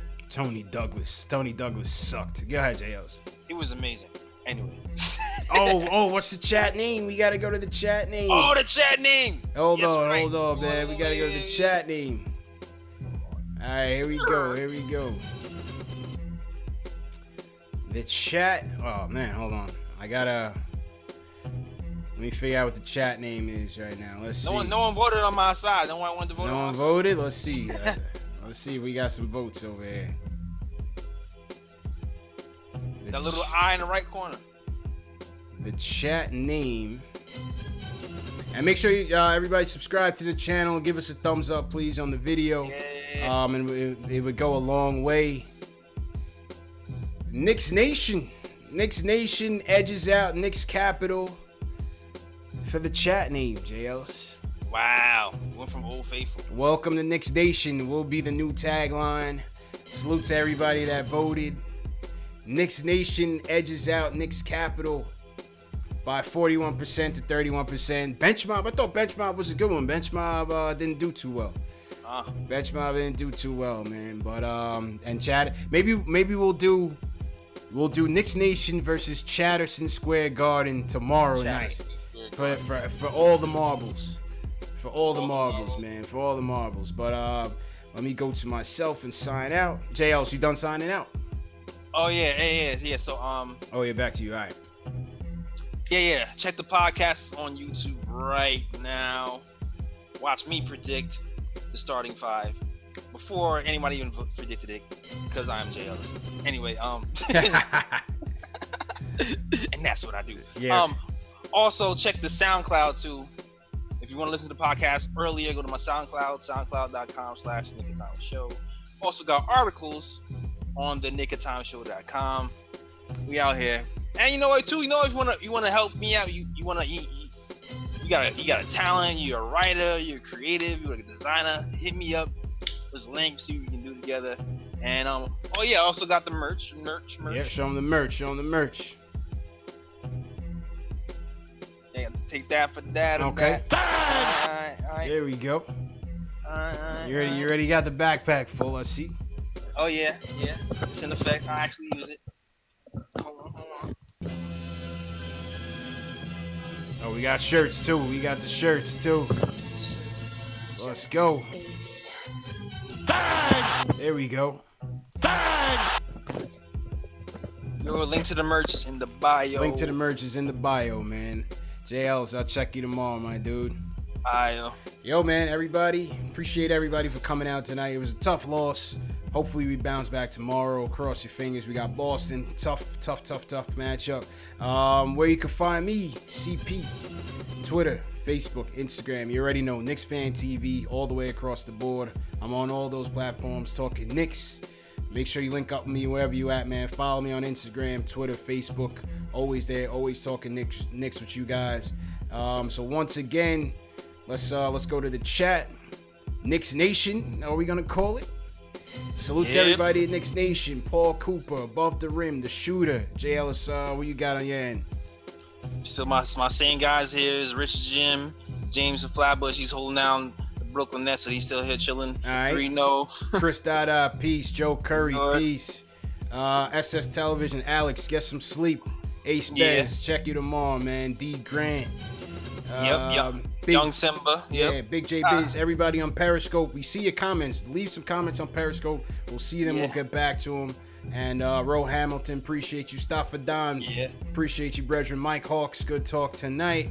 And man, we'll see you guys tomorrow. Great show as usual. J. Ellis. Check you guys tomorrow, man. Knicks Boston, statement games winners. Who wants to win $10 gift certificate from the NBA store? Play statement games. Peace.